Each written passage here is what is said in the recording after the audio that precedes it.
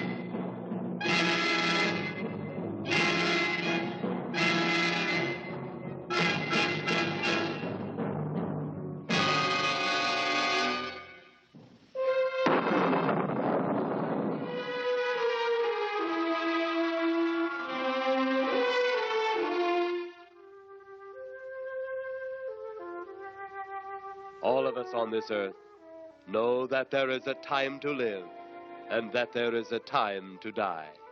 Yet death is always a shock to those left behind. It is even more of a shock when death, the proud brother, comes suddenly without warning.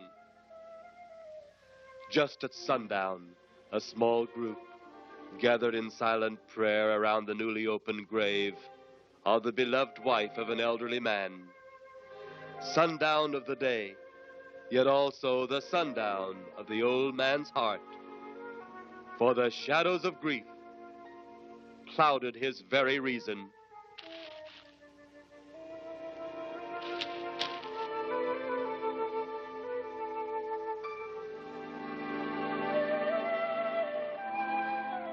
The funeral over, the saddened group left the graveside.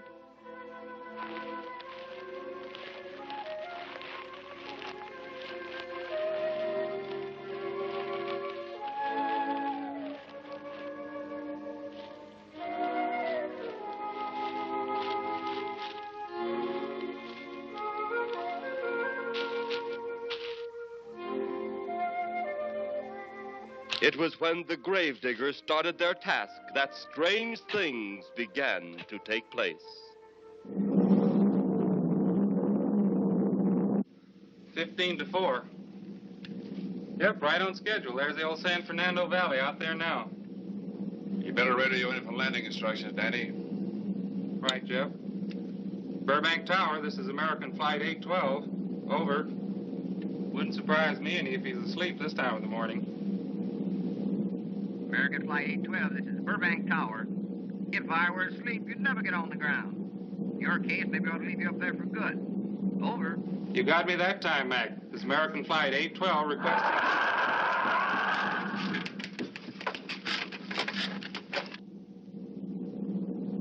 Burbank Tower to American Flight 812.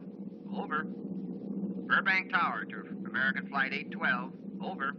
Holy mackerel. Burbank Tower to American Flight 812. Are you in trouble? Trouble? Take a look for yourself. What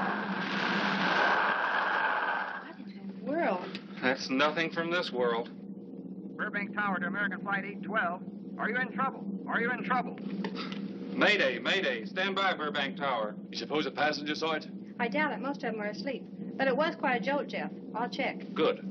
We'll get it ready for landing. And keep it quiet until we get instructions. Right. Okay, Danny. American Flight 812, reporting to Burbank Tower. Over.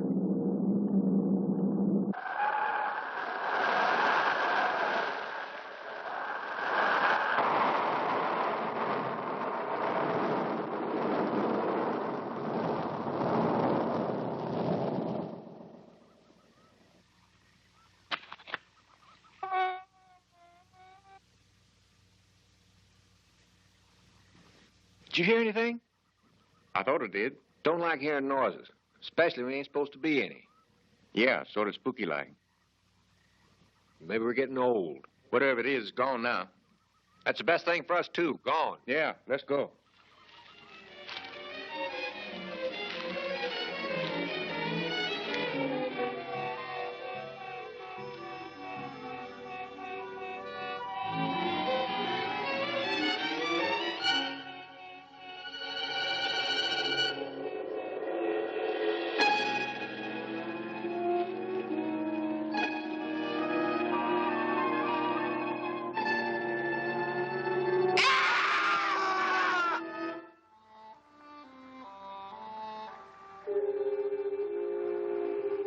The grief of his wife's death became greater and greater agony.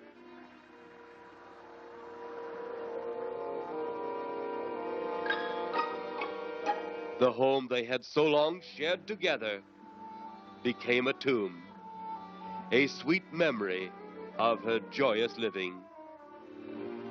The sky to which she had once looked was now only a covering for her dead body.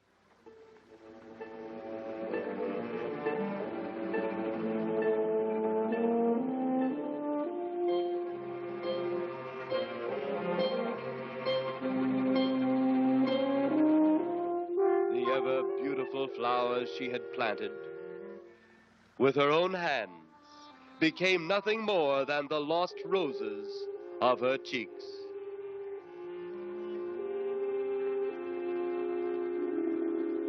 Confused by his great loss, the old man left that home, never to return again.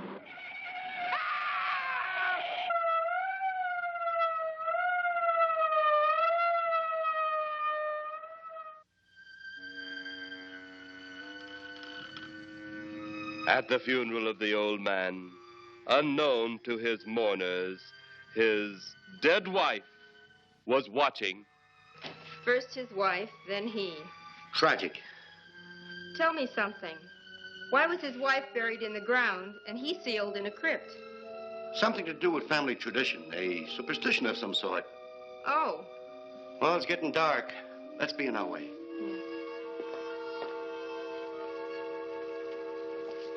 Then, as two of his mourners left his final resting place,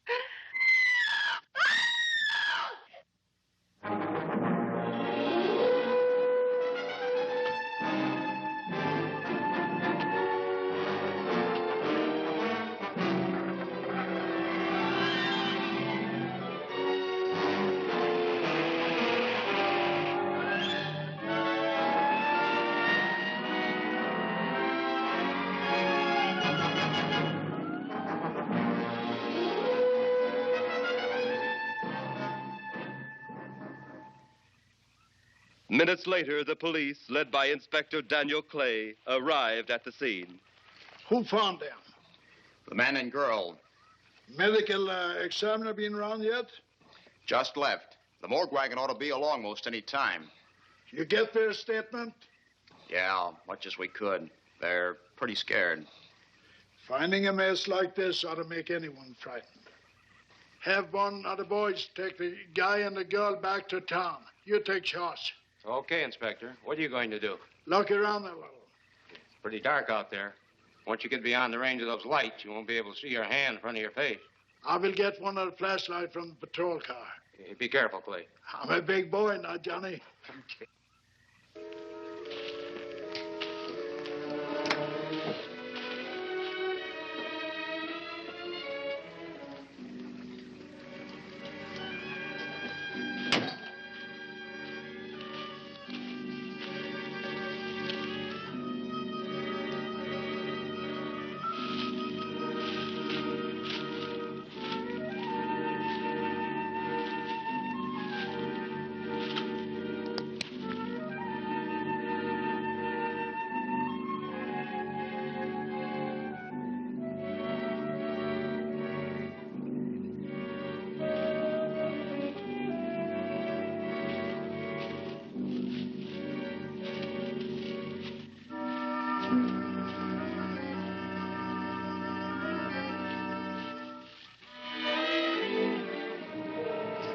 looks like a bobcat tore into them. Yeah.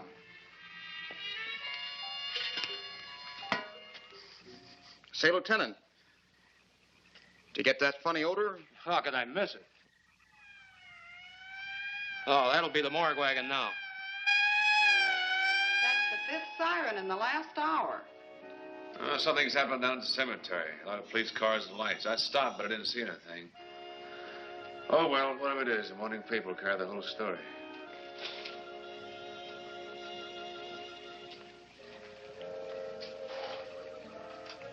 You seem to still be up there somewhere.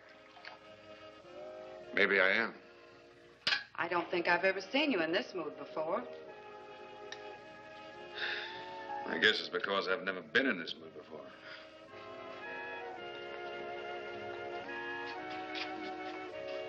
Something about your flight? Yeah. What happened, Jeff?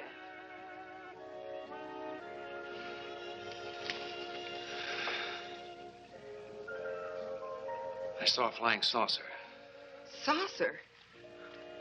You mean the kind from up there? Yeah, its counterpart. It was shaped like a huge cigar. Dan and Edith saw it, too. When it passed over, the whole compartment lighted up with a blinding glare. Then there was a tremendous wind that practically knocked us off our course. Well, did you report it? Yeah. I radioed in immediately, and they said, we'll keep it quiet until you land. And as soon as we landed, big army brass grabbed us and made us swear to secrecy about the whole thing. Oh, it burns me up. These things have been seen for years. They hear. It's a fact. And the public ought to know about it. There must be something more you can do about it. Only there isn't. Oh, but what's the use of making a fuss? But last night I saw a flying object that couldn't have possibly been from this planet. But I can't say a word. I'm muzzled by army brass. I can't even admit I saw the thing.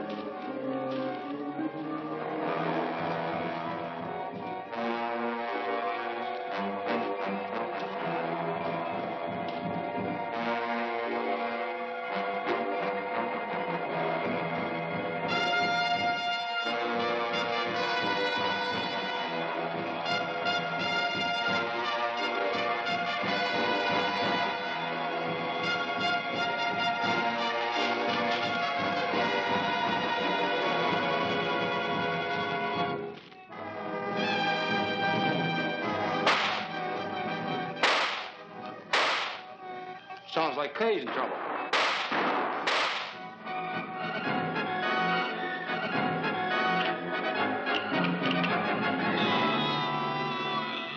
If that apparition we saw had something to do with it, come on.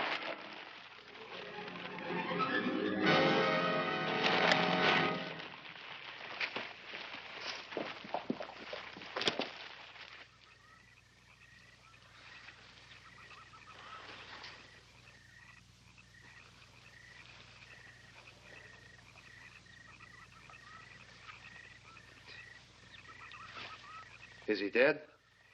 Yeah. He's messed up as bad as those two back there. Suppose that saucer or whatever it was had something to do with this? Your guess as good as mine, Larry. One thing's sure. Inspector Clay's dead. Murdered. And somebody's responsible. You're in charge now, Lieutenant. Yeah, guess I am. Calton? Yes, sir? You back up the car and get on the radio. Tell the coroner he's got to make another trip out here. Well, how about the lab boys? Well, who do you think we left back up the car? Boy Scouts? Come on, Larry.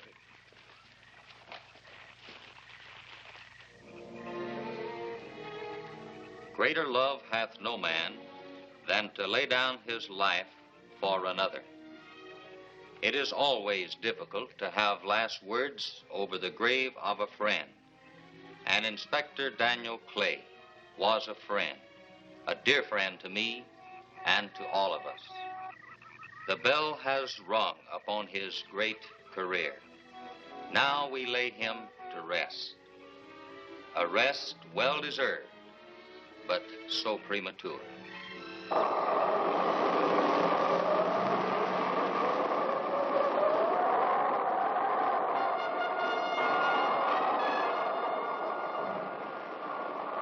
People turning south from the freeway were startled when they saw 3 flying saucers high over Hollywood Boulevard.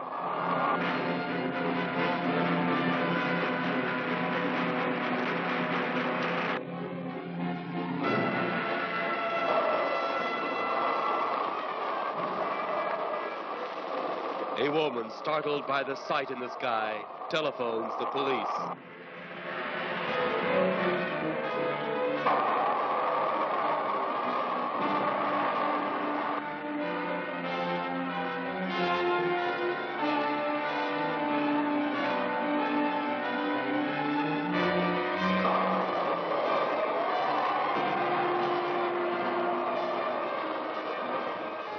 There comes a time in each man's life when he can't even believe his own eyes. Saucers seen over Hollywood. Flying saucers seen over Washington, D.C.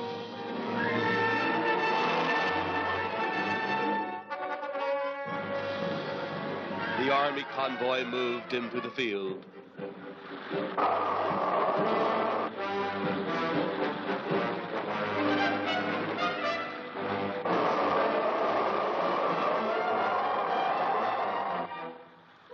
Rockets were quickly set up. Colonel Tom Edwards, in charge of saucer field activities, was to make the greatest decision of his career. He made that decision. Colonel Edwards gave the signal to fire.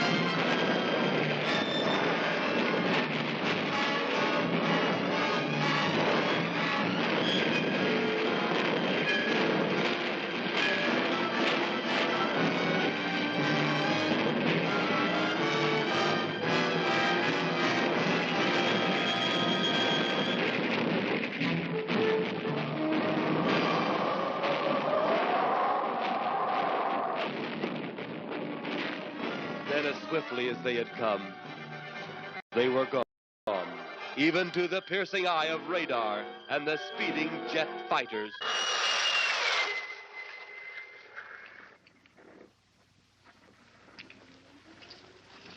Quite a sight, wasn't it, sir?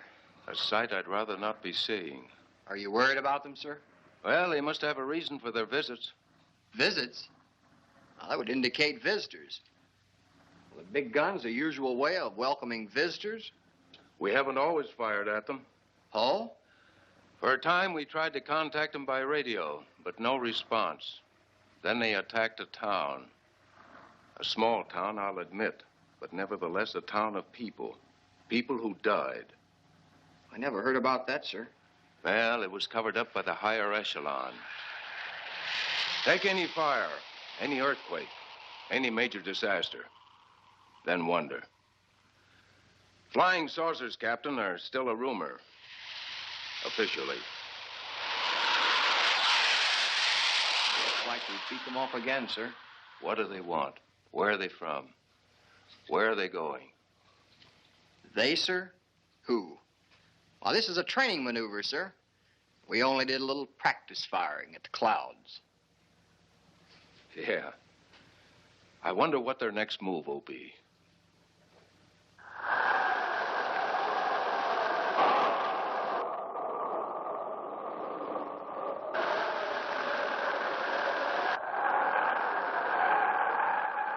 What will their next move be?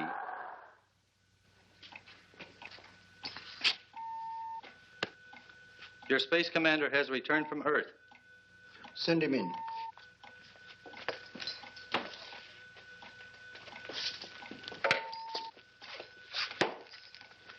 You have your report? We had to pull in here to Space Station 7 for regeneration. We're returning to the planet Earth immediately thereafter. What progress has been made? We contacted government officials. They refuse our existence. What plan will you follow now? Plan 9. It's been absolutely impossible to work through these Earth creatures. Their soul is too controlled. Plan 9. Ah, yes. Plan 9 deals with the resurrection of the dead. Long-distance electrode shot into the pineal and pituitary glands of recent dead. Have you attempted any of this plan as yet? Yes, Excellency. How successful has it been? We have risen 2 so far. We shall be just as successful on more. The living, they have no suspicion of your movements? We had to dispose of 1 policeman. However, none of those risen have been seen. At least not by anyone who still remains alive. It's too bad it must be handled this way. But it must. Those who we take from the grave will lead the way for our other operations. Yes, Excellency. Continue on. Report to me in 2 Earth days.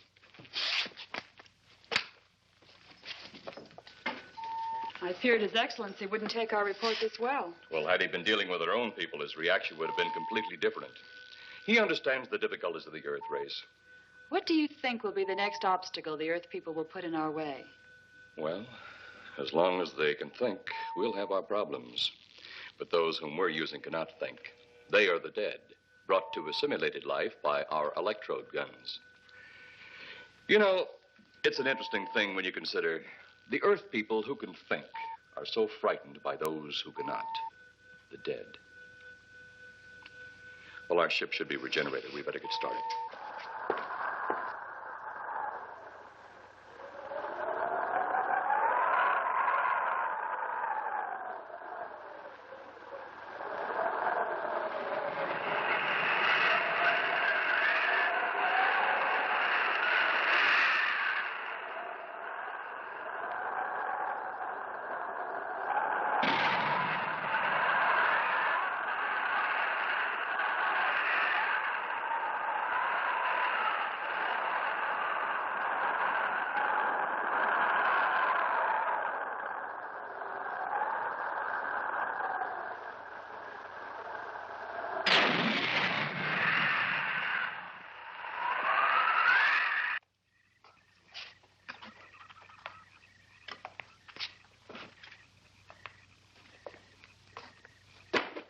I still think you ought to go in town and stay with your mother until I get back. This is our home, and nothing's going to take me from it. Besides, most men try and keep their wives from going home to Mama. That's not the point. That's all the point there's going to be. Now, toddle off and fly your flying machine, darling. But if you see any more flying saucers, will you tell them to pick another house to buzz? Be careful. Don't worry about me. Oh, you're the only thing I do worry about. Oh, forget about the flying saucers. They're up there. But there's something in that cemetery. And that's too close for comfort. The saucers are up there, and the cemetery's out there. But I'll be locked up in there. Now, off to your wild blue yonders. You promise you'll lock your doors immediately? I promise. Besides, I'll be in bed before half an hour is gone, with your pillow beside me. My pillow?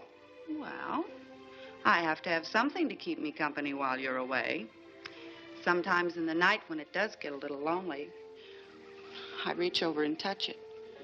Then it doesn't seem so lonely anymore. A crazy kid.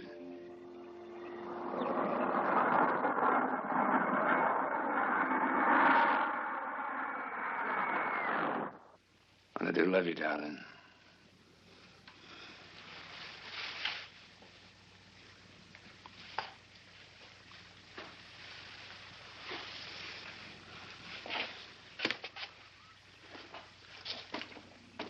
See you Thursday. Goodbye, honey.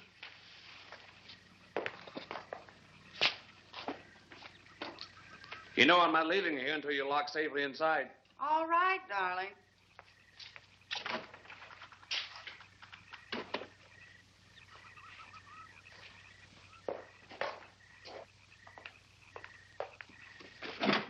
If you're especially nice, I may even lock the side door. And be sure you keep the yard lights on.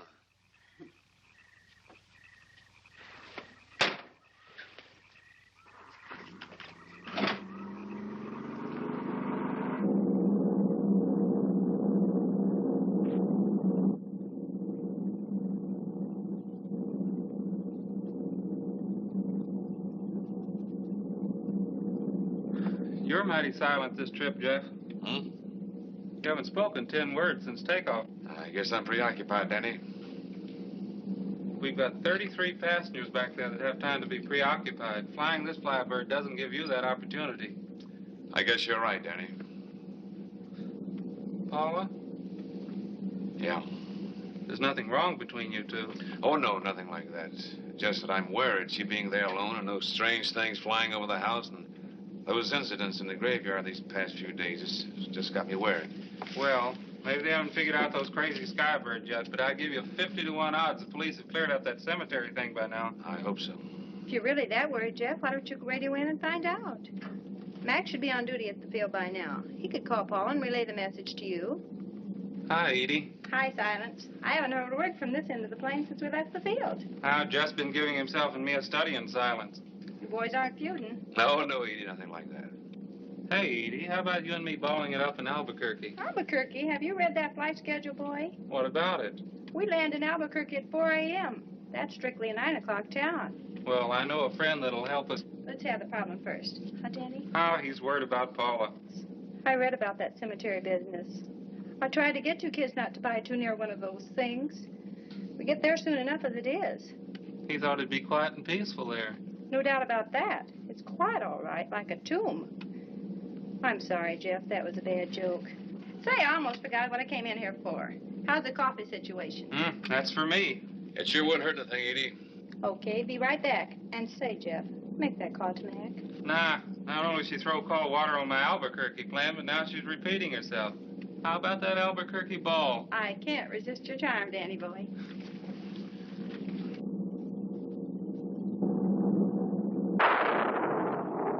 Residents near the cemetery paid little attention to the blast of thunder and the flash of lightning. But from the blast arose the moving figure of the dead old man.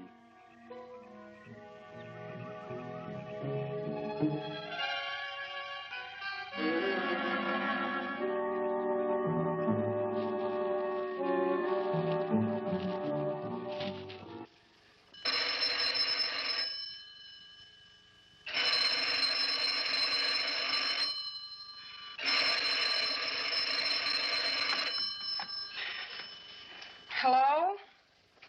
Who? Mac? Well, hi, Mac. Sure, I'm all right. I just fell asleep. Tell Jeff I'm all right. Okay, Mac. Thanks for calling. Good night.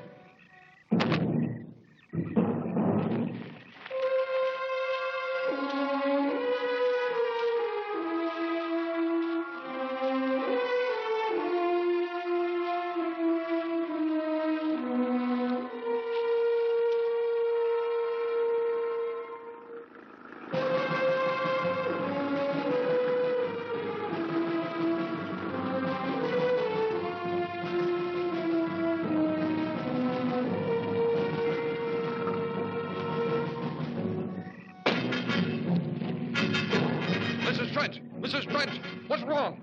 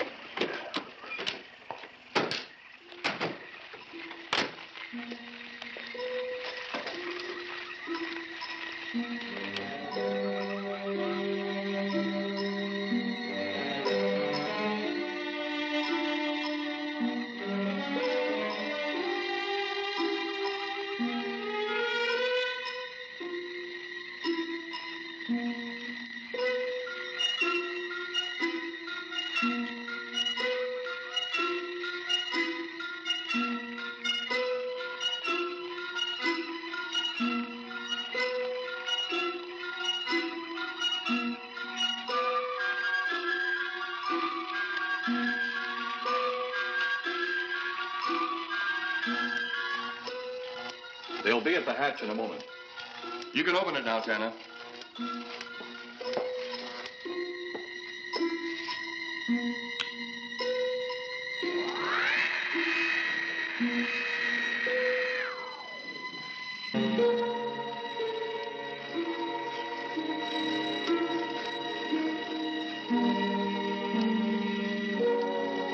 Turn off the electrodes quickly. They can't tell us from anyone else.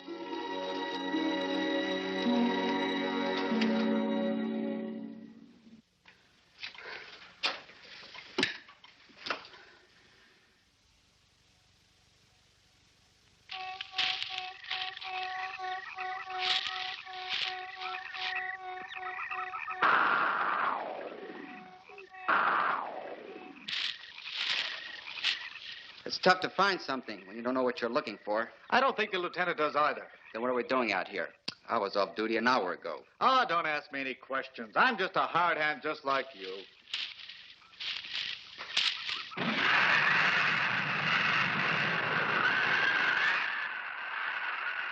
What do you suppose that noise was? Whatever it was, it's no more strange than the other things happening around this cemetery.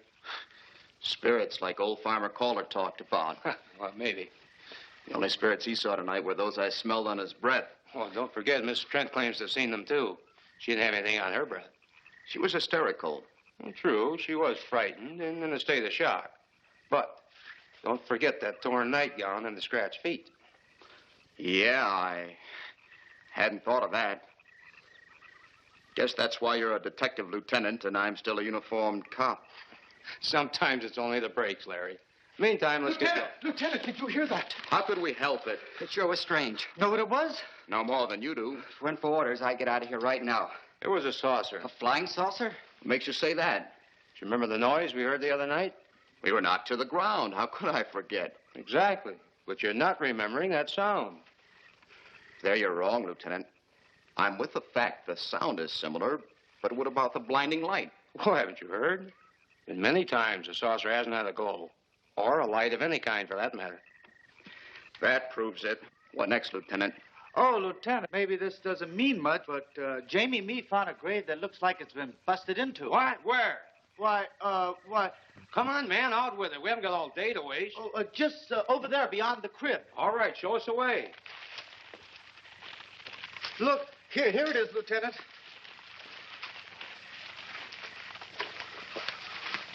It's been broken into, all right. Strange. If someone had broken in, the dirt should be piled up here somewhere. It looks like it's fallen into the grave. Larry, you'll be out of uniform before you know it. Do we have the right to look down there, Lieutenant? Technically, no. No? Well, this spot looks familiar, though. We shouldn't investigate any further without the permission of next of kin. Let's go get it. How? I see what you mean. The gravestone's down there. Well, let's go down and find out whose grave it is. How? By going down and finding out. Are you sure you mean that, Lieutenant? If I didn't mean it, I wouldn't have said it. Scared? Well, why do I always get hooked up with these spook details? Monsters, graves, bodies. Oh, all right.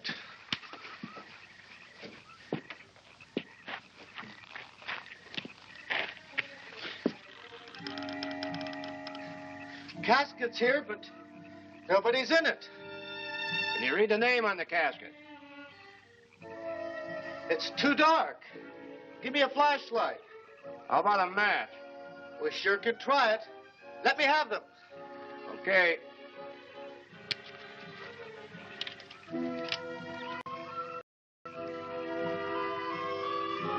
It's Inspector Clay's grave, but he ain't in it.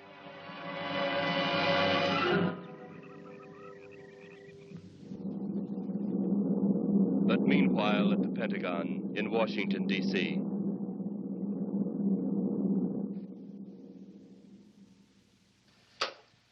Right, G2. Come in. Yes, of course. I'll keep in touch. Come in, Colonel Edwards. Close the door. At ease, Colonel. Thank you, sir. Sit down.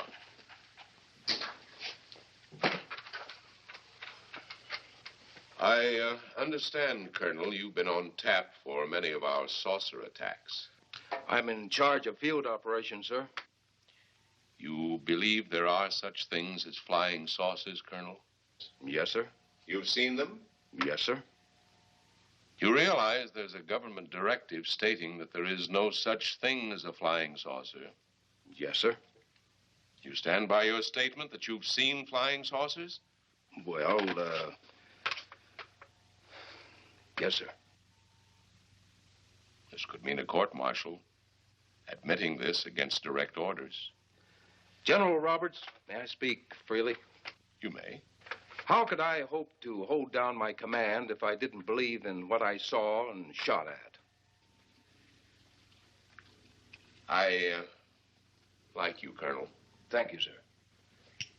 There are flying saucers. There's no doubt they are in our skies. They've been there for some time. What are we going to do about them? Who knows? Then they really are there. I thought you were convinced of that. I am. We've had contact with them. Contact? How? Radio. They speak our language? Well, not quite. We've received messages from their spaceships. For a while, it came in as just a lot of jumbled noise. And now, sir? Well, since they first tried contact with us by radio, we've developed a language computer. A machine that breaks down any language to our own. General, what's this all got to do with me? Well, you've been in charge of saucer field activity for a long while. I think it's about time you heard these recordings. Do you mind? Mind? Huh, I'm anxious.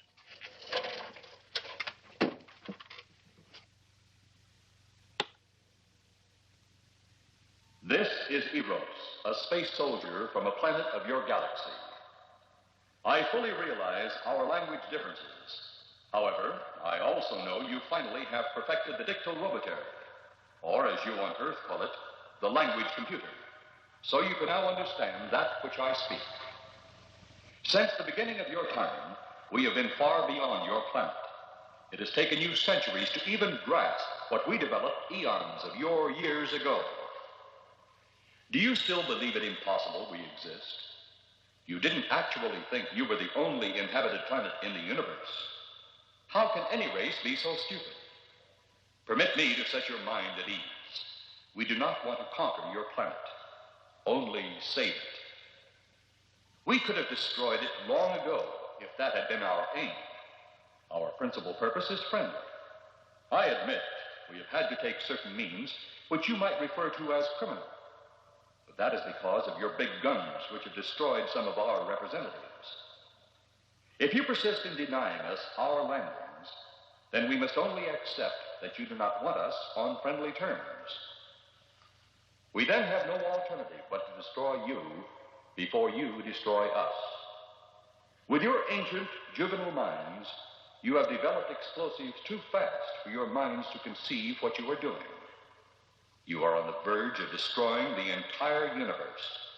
We are a part of that universe. This is our last...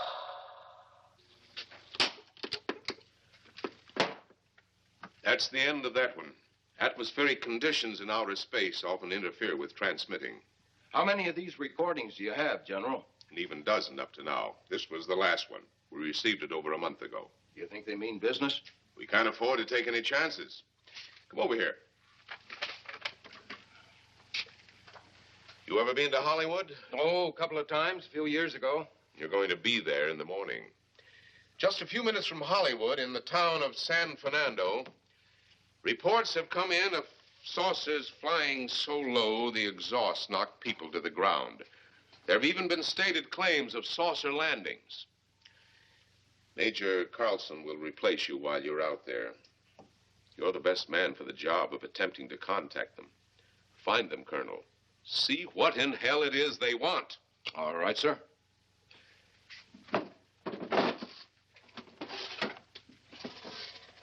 These are confidential reports, Colonel. Read them over carefully on the plane. Turn them over to intelligence when you get to Los Angeles. They'll have further orders for disposition. Yes, sir. Colonel Edwards? Yes, sir. Good luck. Thank you, sir.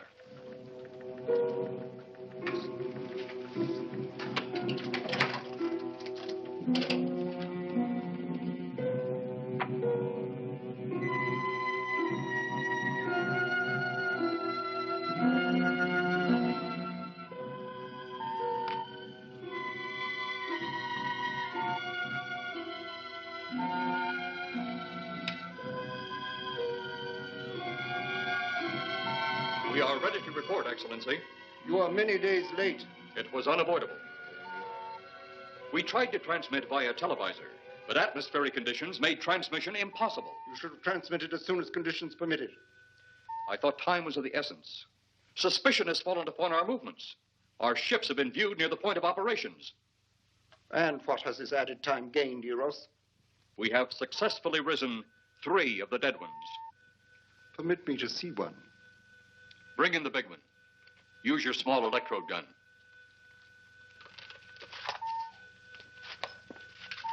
I have taken 2 ships from your command. But that will leave only my ship. It is necessary that you continue your mission alone. I have need of your other ships elsewhere. Even though you have risen 3 of the Earth's dead, the plan is far from successful.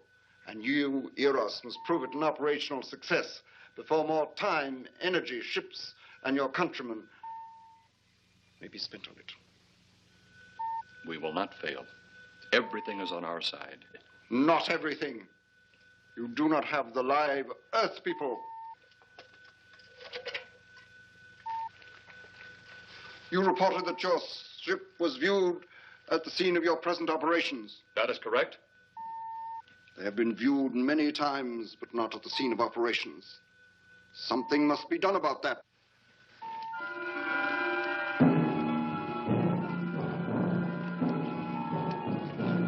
Stop him, Turner. He's close enough. Turn off your electrode gun. No! No! Stop him, Dennis! I can't get it. It's jammed. Grab him, you fool! Drop the gun to the floor, Tanner. The metal will break contact.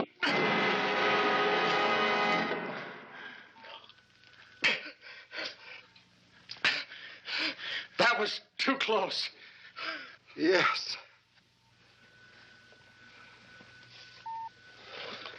Bring the giant here that I may get a better look at him.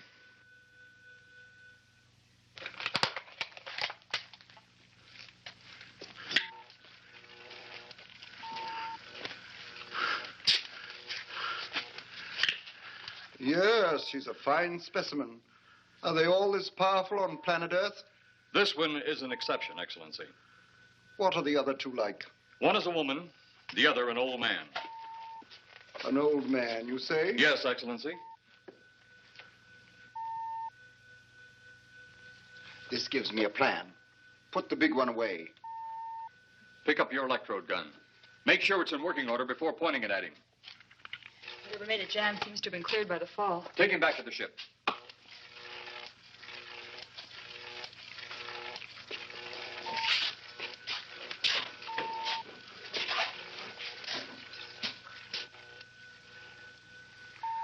The old one must be sacrificed. Re-land on Earth. Send the old one to enter a dwelling. Then cut the electrokinetic and turn on your ship's decomposure ray. The result will astound those watching. Astound them enough to delay their intention until you have gained your other recruits from the cemetery. Yes, Excellency. It'll be done. Report to me when this has been accomplished.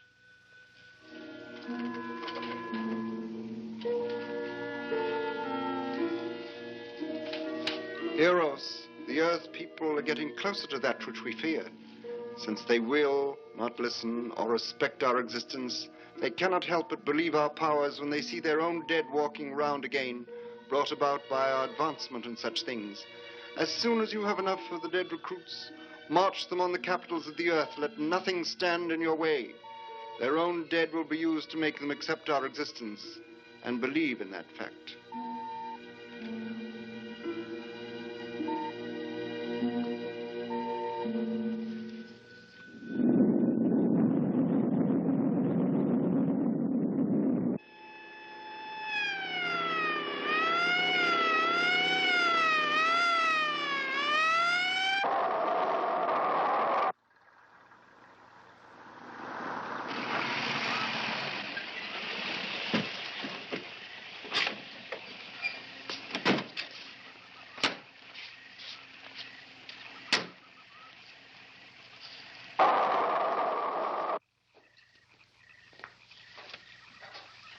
Mr. Miss Strand, this is Colonel Edwards from Washington, D.C. Good evening, Colonel. Hello, Colonel. Colonel would like to ask you a few questions. Questions? What about, Colonel? May I sit down? Oh, I'm sorry. Please do. I want to ask you about your strange experience the other night when you saw the flying saucer. After that, the police brought me home. I hope I never see such a sight again. Well, after your description, I don't think I'd want to see it either. One thing more. After you were forced to the ground by that blast of wind, was it a hot or cold blast? It's kind of hard to explain. It wasn't hot, wasn't cold. It was just a terrific force. We couldn't get off the ground. The light blinded me so badly, I couldn't see a thing. We could only feel the pressure of the wind until it was gone. When the glare left us, we could see a glowing ball disappearing off in the distance. Which way? Toward the cemetery.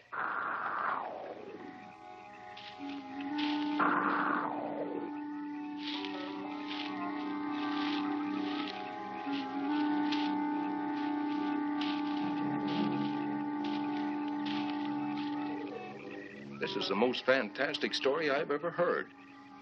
And every word of it's true, too. That's the fantastic part of it.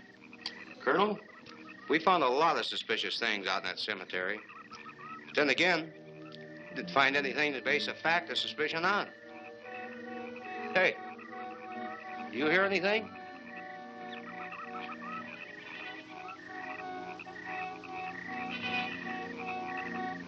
You see anything out there, Kelton? Too dark, Lieutenant. But something started stinking awful bad.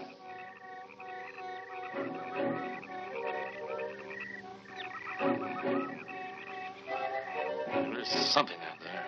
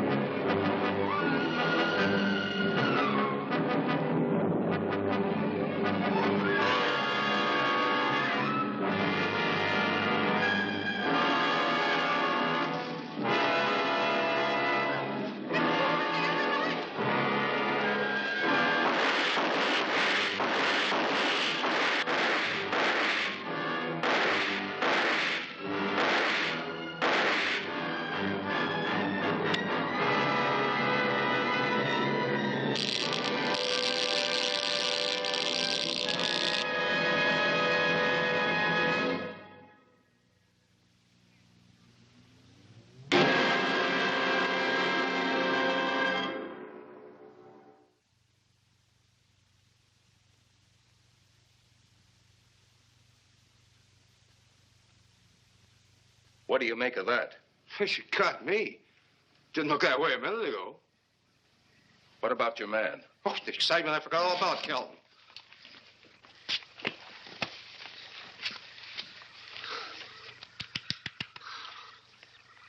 He'll be all right in a few minutes. Did you see that thing?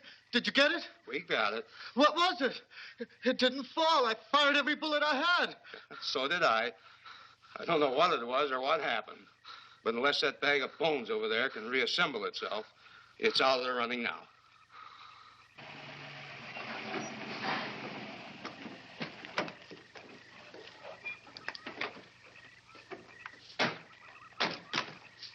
Colonel, I've been out here so often, you think I've taken a lease on this place. Not a long lease, I hope. I see what you mean. But you know, I can't help but feel the answer's out here somewhere.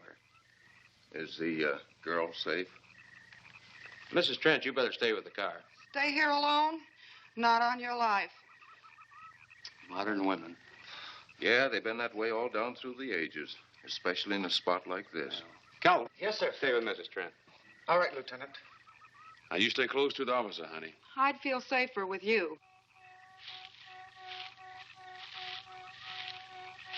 Now, the lieutenant knows best. Well, I don't like it, but I guess there isn't much I can do about it.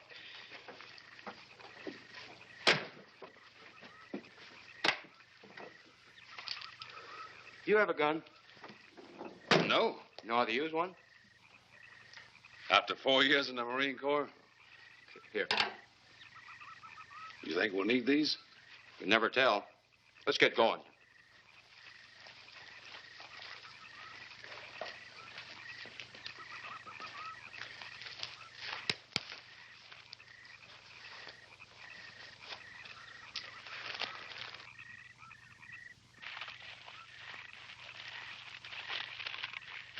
What do you expect to find out here? Well, there's only one answer to that, Mr. Trent. We'll know when we find it. Inspector Clay's grave's right over here. Is that the one you told me was broken into? Yes.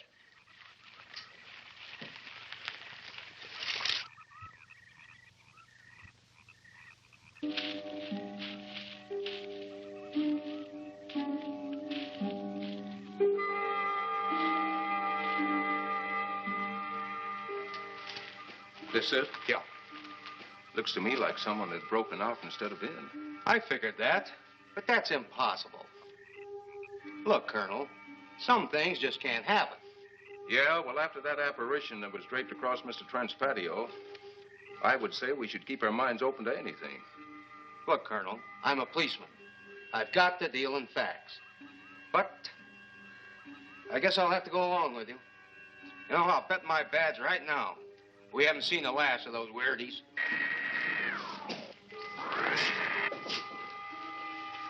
They'll discover our ship soon. You're going to let them find us? It's the only way. These are the same men who have been so close so often. They must be halted before they can inform others about us.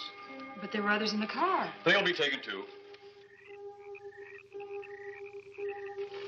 Send the big one for the girl and the policeman. I'll turn on the dictal robotary so we may converse with them.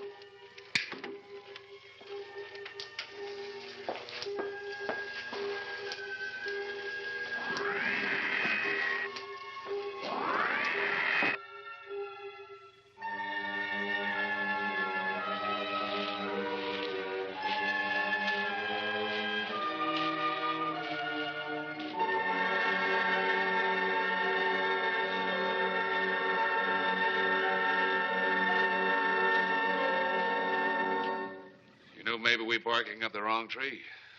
One thing a policeman learns, Mr. Trent, is patience. Where's that burn spot you mentioned? Right over there. Look.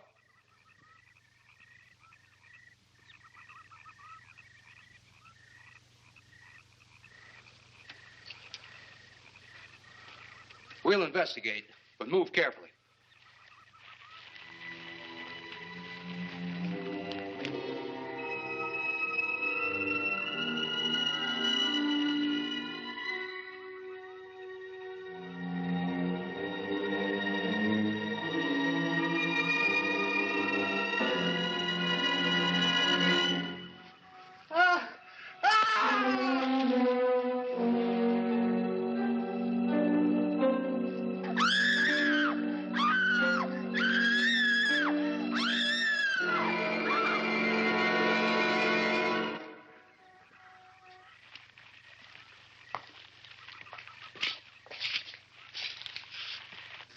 A moment or two more, and you will be the first live Earth people ever to enter a celestial ship.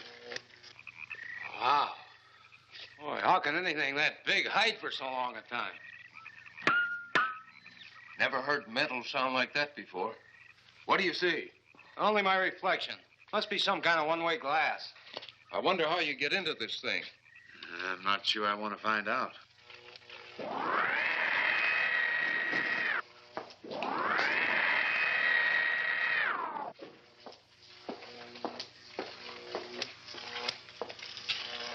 They're just outside.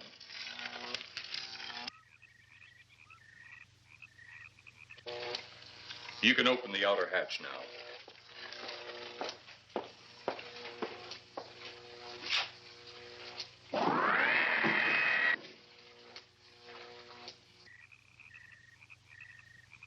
Look out! You going in that thing? That's what we're here for.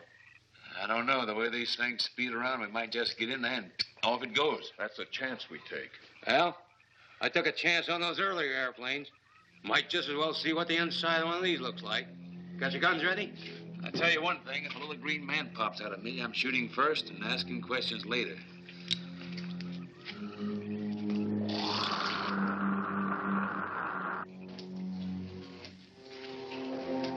They're in the outer chamber now. Eros, do we have to kill them? Yes. Seems such a waste.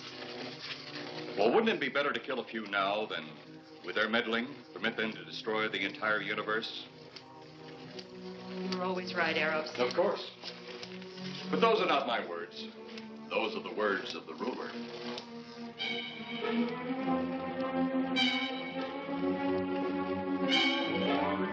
You two stay right where you're at.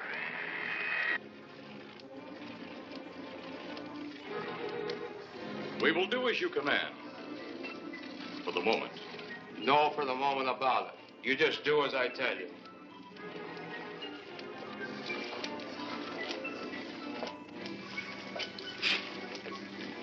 You do not need guns. Maybe we think we do. They would be of no use to you now. They've been mighty useful before on flesh and blood. And you two look like you've got a lot of both. True. They would be effective upon us. If you were to have the opportunity to use them. Mister, if you don't get away from that control board, I'll show you just how effective they can be. Shall we talk now or wait? Your friends will be here shortly. What friends? Those you left at the vehicle. If you've done anything to Paula... Take it easy, Mr. Trent. Oh, I assure you no harm has come to her. Would you like to see? Next time you try that, I won't aim at the board. You're a headstrong young man. I was only going to turn on the televisor so you could see her movements. Go ahead, my friend, but move very carefully.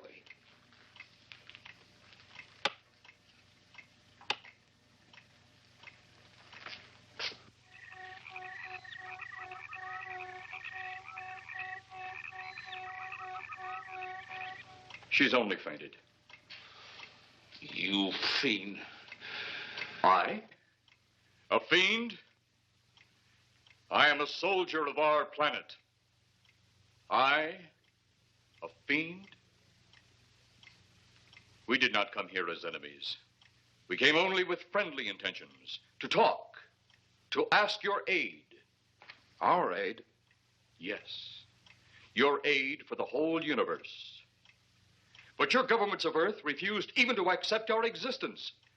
Even though you've seen us, heard our messages, you still refuse to accept us.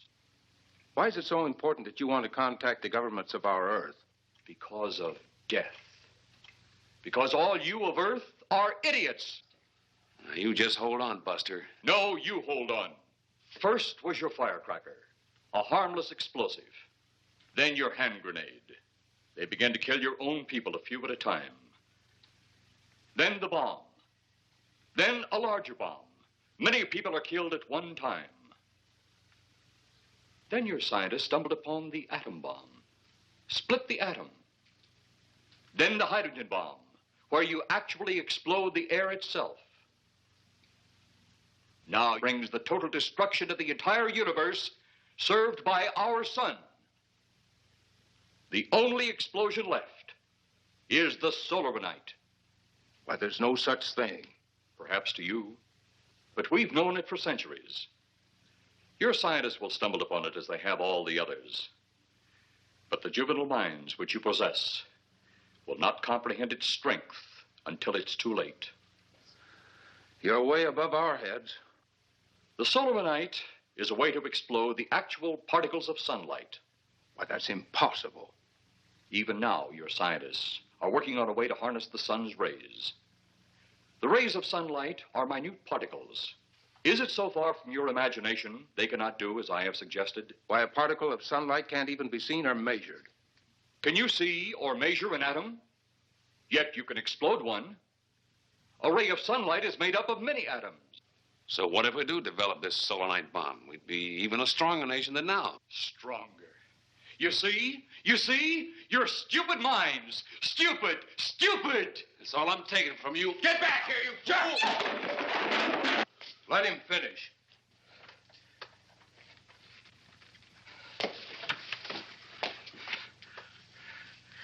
It's because of men like you that all must be destroyed.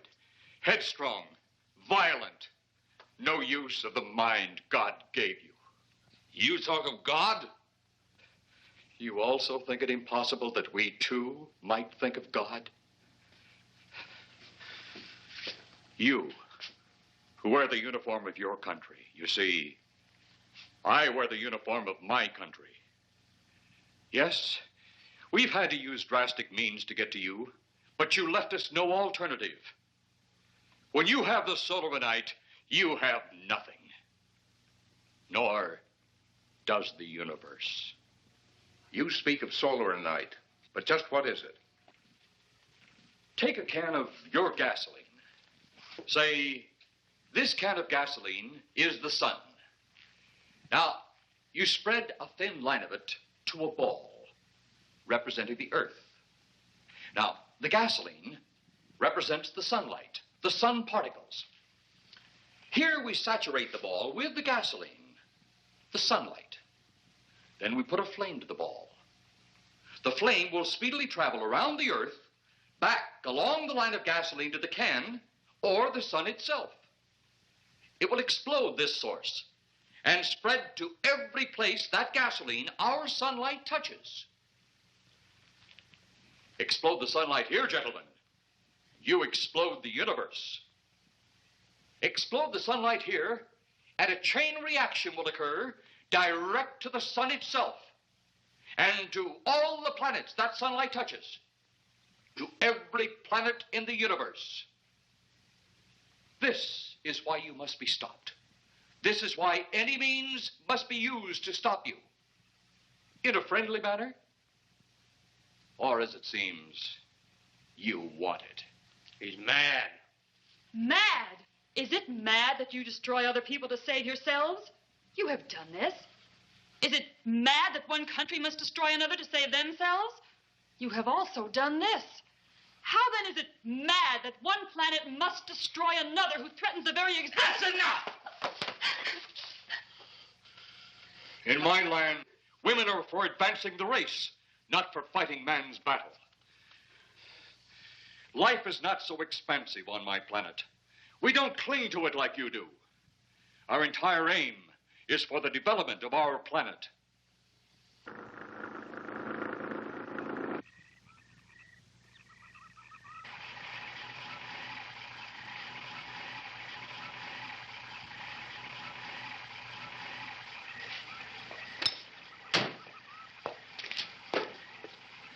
What happened to you? How come you're all alone? I asked for lots of help. You sounded drunk or something on the radio. If I didn't see it with my own eyes, I'd never believe it. Believe what? It was horrible. And he almost broke my shoulder. Look, what are you trying to say? If you don't make sense, we'll never get to the bottom of this. Now, who slugged you? Inspector Clay. What? It was Clay, all right. Only not like we remembered him. Well, his grave was busted into, wasn't it? Next, you'll tell me you saw skeletons. We did, earlier. Now I know you're off your rocker. All of us saw it. The lieutenant, the colonel, everybody. Where's the lieutenant now? We've got to find him. Mrs. Trent is gone. I was left here to guard her. But Clay showed up and put me out of the running. And the second time tonight, and I'm getting darn tired of it. Which way were they going? Off that way. Come on.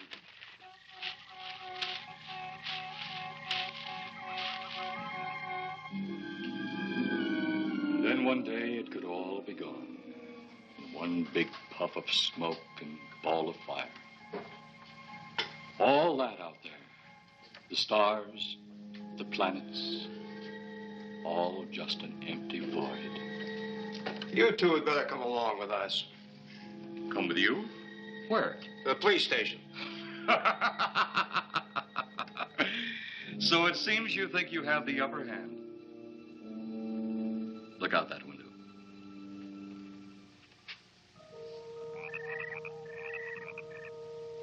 Jeff.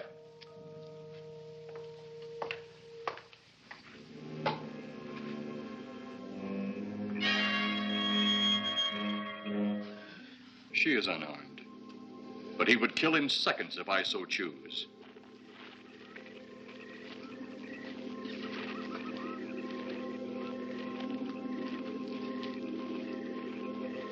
Holy cow!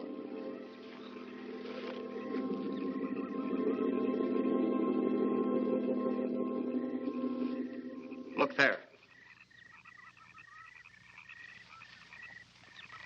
It's Clay, all right. There's no mistaking that. And he's got Mrs. Trent. Get your gun ready. From all I've seen tonight, guns won't do any good. Clay is dead, and we buried him. How are we going to kill somebody that's already dead? Dead! And yet there he stands. That other one earlier, I emptied a full clip into. I'm seeing it. That's the only reason I'm listening to you. Look, I've got an idea. Hurt him or not, we've got to try something. I'm going to sneak up behind him and whop him over the head.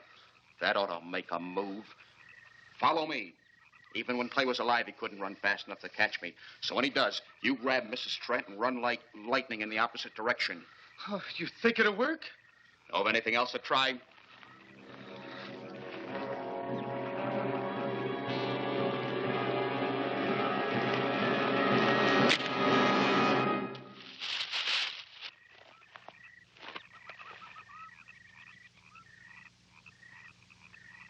Oh, I'll be all right.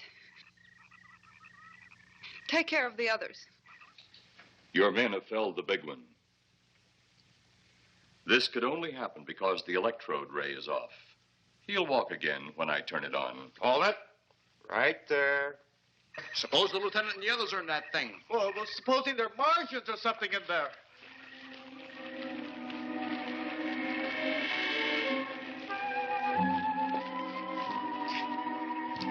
Come on, let's go. Open up in there. Open up. Get that door open. Colonel, I wouldn't know one switch from another.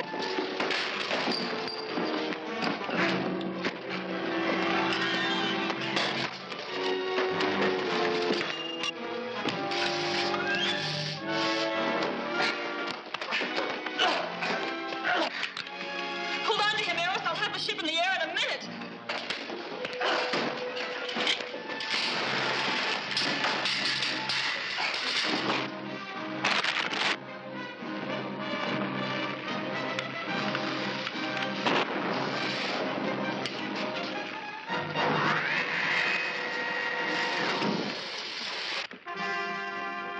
Get out of here, Jeff.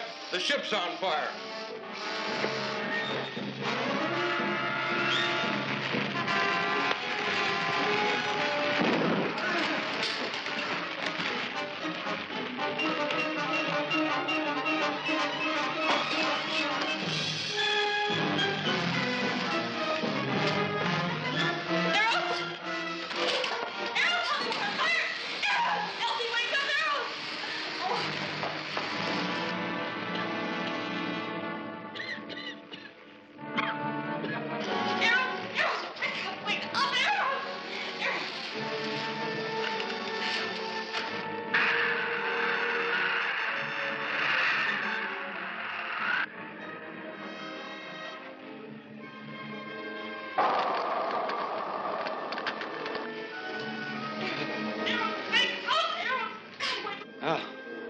I wonder if that's the last we'll see of them. Perhaps. But sooner or later, there'll be others. Look!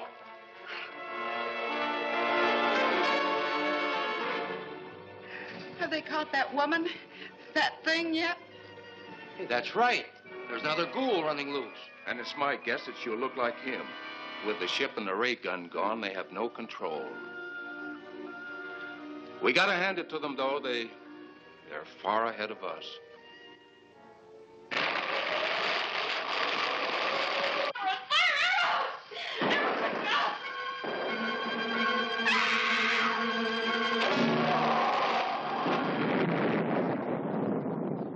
My friend, you have seen this incident based on sworn testimony.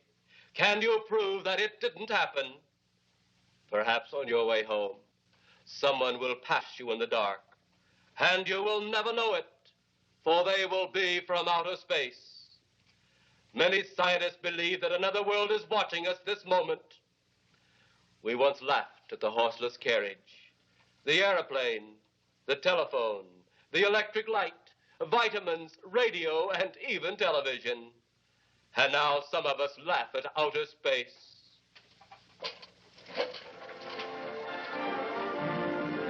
God help us in the future.